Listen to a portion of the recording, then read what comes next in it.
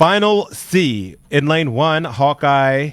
In lane 2, TBC Racing. In lane 3, First Coast. In lane 4, The Bowl School. In lane 5, Holy Names. In lane 6, Westerville. And in lane 7, Mount Baker. And as we look up at the screen, we can see that right now it is Mount Baker in the lead, and they are continuing to move with each stroke ahead of the field. In second place right now, we have Westerville. Westerville is trying to hold off that move that's coming in from the Bowl School. In between them, we have Holy Names and First Coast on each side of the Bowl School, trying to maintain contact with all of these crews. First Coast, you know why they're called First Coast? Because they're not second. Because they're the first coast in Florida and the Northeast. 2 schools out of Jacksonville, First Coast and the Bowl School. That's true. I was telling you, it's a true story. I think the peanut gallery is laughing at me there. Because they're not the second coast. I get what you're saying. First Coast and Bowls in lanes 3 and 4. Those are the Jacksonville squads. Lane 7 right now, Mount Baker. They're on your screen, centered, also in first place. Westerville just behind them in lane 6.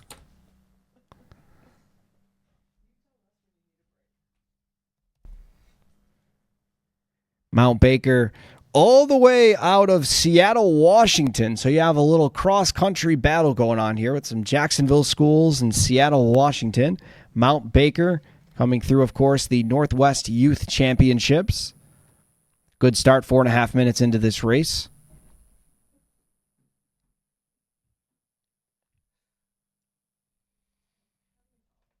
All right. Westerville out of Westerville, Ohio. Akil, they're in second place right now. Westerville rowing on the Hoover Reservoir in Westerville, Ohio. I don't know what's going on with the water levels at the Hoover Reservoir, so I can't tell you that. All right. No comment. Nice tight shot there on the Mount Baker boat in lane number 7. Audrey Isabella. I believe that's Romy and Fiona. Fiona, the stroke seat. Audrey, the bow seat. Coming in through the Northwest Youth Championships, where they finished second.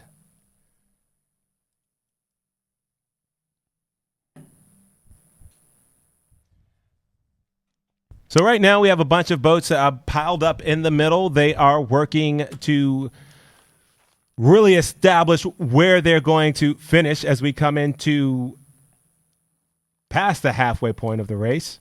Yeah, we just hit the 1,000-meter marker. 351.80 Mount Baker crew setting the pace. Now it looks as though some pressure is starting to come up on Mount Baker from that. Yeah, it's Westerville.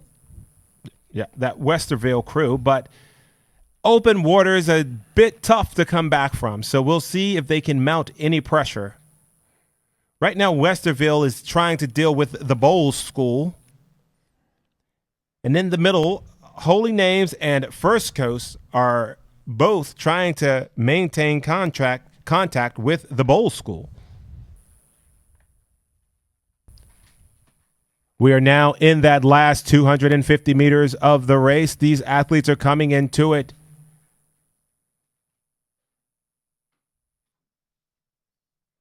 Mount Baker maintaining that lead.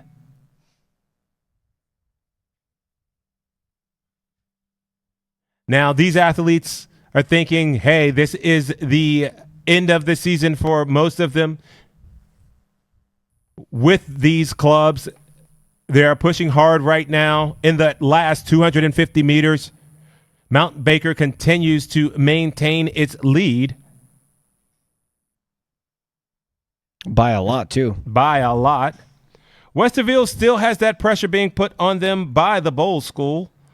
Holy Names and First Coast are pressing the Bowl School.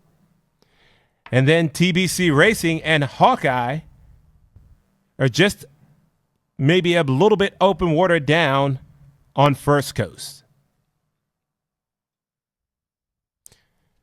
And right now we can see that effortless display of rowing by Mount Baker. And now it's about to get heated. We can see Westerville being pressed by Holy Names. The Bowl School is falling off pace. Westerville, Holy Names, the Bowl School. And now First Coast is fighting off a move by Hawkeye. So First Coast, Hawkeye.